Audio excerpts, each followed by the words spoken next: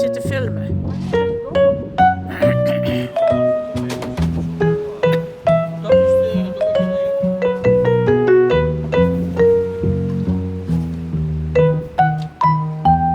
Ja, daar moet je het omhoog doen, aan de zijkant.